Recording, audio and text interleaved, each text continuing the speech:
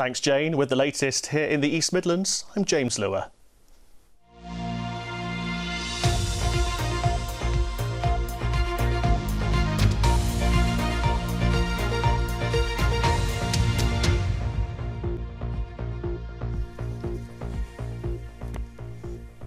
Hello there, welcome to the programme. On the day Sir David Attenborough celebrates his 100th birthday.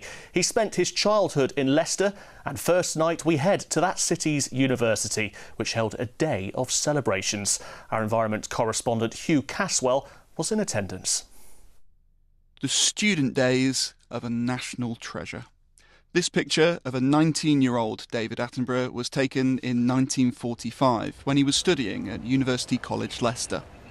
His family roots run deep here. He was 5 when his father was appointed second principal, and he spent his early years living on the campus.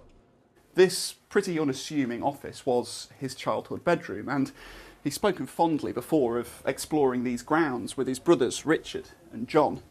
The view from up here has changed a fair bit, I'm sure, as the university has evolved, but how fitting that now, right underneath what was his bedroom window, there's a garden planted in his honour. And in amongst it, a nod to one of his most memorable moments on screen. The finishing touch, this Juneberry tree, planted today to mark his 100th birthday. We're very proud of David's connection to University of Leicester. He's an inspiring figure. He's created passion in the younger generation for nature, for the wildlife, but also environmental action. So he's still inspiring younger generation. There are many people who have gone to have successful careers because of that inspiration. And of course, no celebration is complete without a cake. But such an extraordinary man requires an extraordinary cake. To celebrate David's 100th, we have got a 4-tiered showstopper. 3 tiers of cake, chocolate globe on the top, jelly ocean at the front, and biscuits to celebrate all the different documentaries that David's done over his 70 years of broadcasting all around the side. And it's sort of to showcase all the different ecosystems that David has covered across his broadcasting career. So we've got African plains, we've got the savannah, we've got desert, we've got the Arctic, rainforest. Dare I ask how long this has taken? Oh, it takes too long. Too long. I think I started from Sunday and you probably started from Saturday. I started doing Saturday. I think the first thing I made was David out of the modelling chocolate, just to make sure, because I felt that's the most important bit, to have David there and looking okay.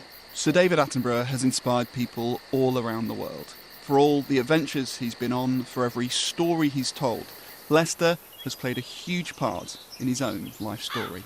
Today, we all say, happy birthday, Sir David.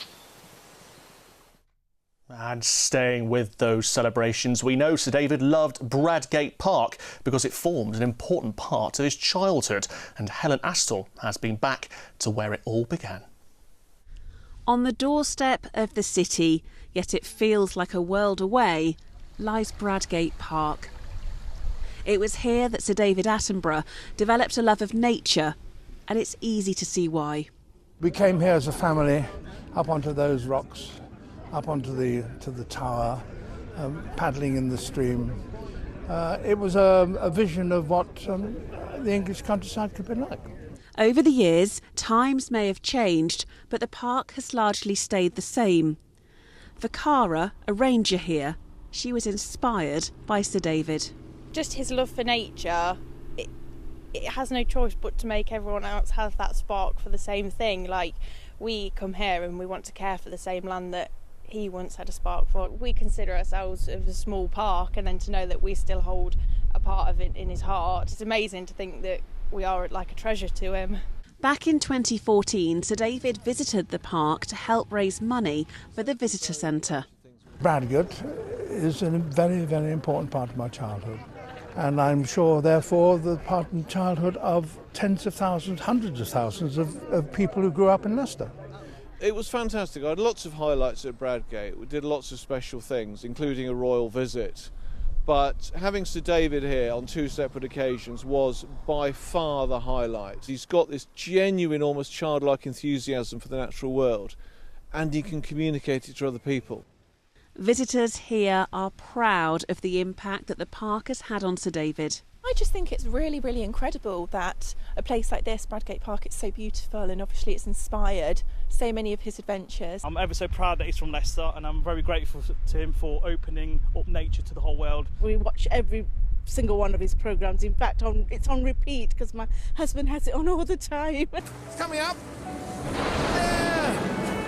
He might have travelled the world, highlighting to millions the plight of wildlife and the environment, but it was here, in Bradgate Park, that Sir David Attenborough's love of nature began.